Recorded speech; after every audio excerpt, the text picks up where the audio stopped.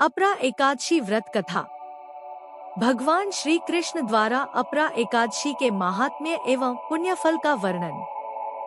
अर्जुन ने कहा, हे प्रभु, ज्येष्ठ माह के कृष्ण पक्ष की एकादशी का क्या नाम है तथा उसका महात्म्य क्या है? इसमें किस देवता का पूजन किया जाता है तथा इस व्रत को करने का क्या विधान है?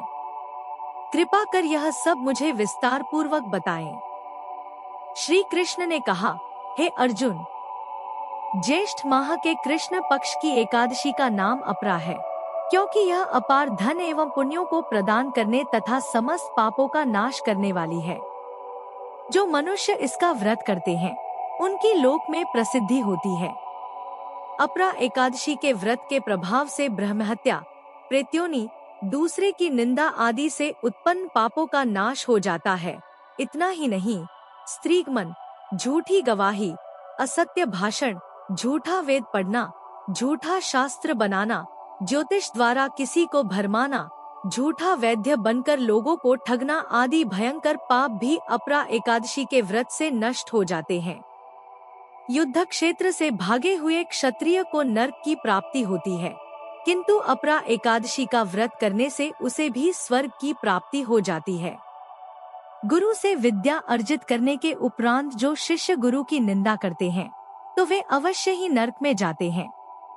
अपरा एकादशी का व्रत करने से इनके लिए स्वर्ग जाना संभव हो जाता है। तीनों पुष्करों में स्नान करने से अथवा कार्तिक माह में स्नान करने से अथवा गंगा जी के तट पर पितरों को पिंडदान करने से जो फल प्राप्त होता है, वही फल अपरा एकादशी का व्रत करने से प्राप्त होता है।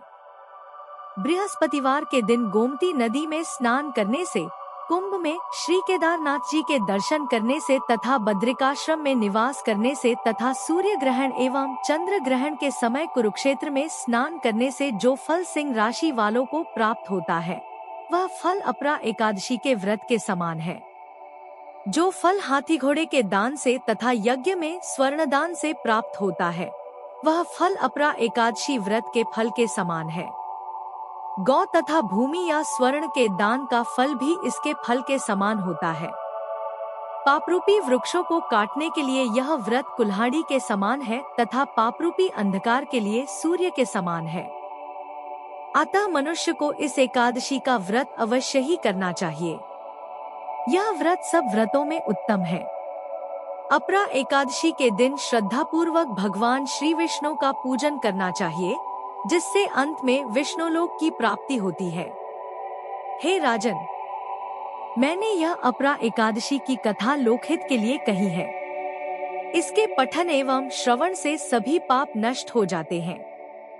कथासार। अपरा अर्थात अपार अथवा अतिरिक्त जो प्राणी एकादशी का व्रत करते हैं, उन्हें भगवान श्रीहरि विष्णु की अतिरिक्त भक्ति प्राप्त होती है।